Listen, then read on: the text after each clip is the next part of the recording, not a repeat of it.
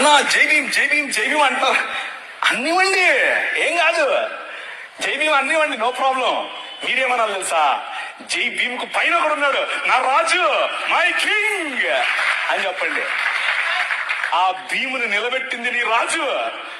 ఆ డాక్టర్ బాబాసాహెబ్ అంబేద్కర్ గారు కొలంబియా యూనివర్సిటీకి వెళ్ళినప్పుడు బైబిల్ స్టడీస్ అటెండ్ అయ్యేవారు. రూత్ పుస్తకానికి ఆయన వ్యాఖ్యానం రాశారు. He was a practicing Christian.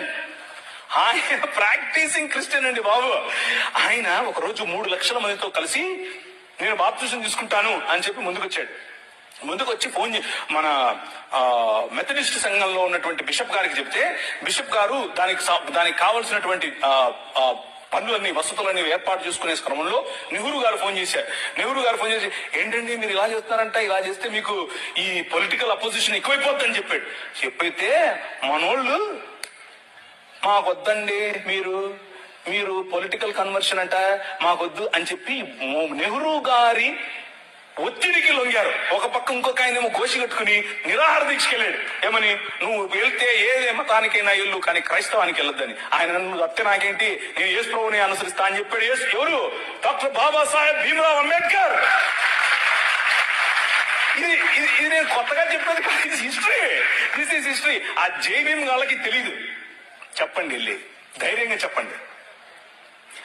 ఆయన మనము కాదంటే, మనము చీత్కరిస్తే మేము మిమ్మల్ని ఆహ్వానించము అని చెబితే ఆయన అన్నాడు, నువ్వు ఓడరా నన్ను ఆహ్వానించేది, నేనే కొత్త మతం పెడతానని చెప్పి బౌద్ధంలోకి వెళ్ళి బౌద్ధంలో కొత్త మతం స్థాపించాడు.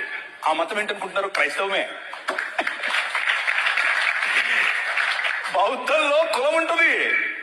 బౌద్ధంలో అనేక రకాలైనటువంటి, ఇప్పుడు వజ్రయాన తీసుకోండి, మహాయాన తీసుకోండి, హీనయాన, అన్ని యానాల్లో కూడా వేరు వేరు మత సంబంధమైనటువంటి పనులు ఉంటాయి. ఈయన అవన్నీ తీసేసి యేసు ప్రభువు చెప్పినటువంటి విలువలతో బ్రతికే ఒక కొత్త మతాన్ని స్థాపించాడు. దాట్ ఈజ్ ఈ రోజు ఉన్నటువంటి భారతీయ నవయాన బుద్ధిజం. అది ఇంకేదో కాదు, క్రైస్తవమే. కాకపోతే వాళ్లకు క్రీస్తు తెలియదు, విలువలు మాత్రం తెలుసు. నీ పని యూనివర్సిటీల్లో చదువుతున్న నీ పని. అరే బాబు బానే ఉంది, కానీ దీనికి మూలం ఏంటో తెలుసా? మై కింగ్ అని చెప్పాలి.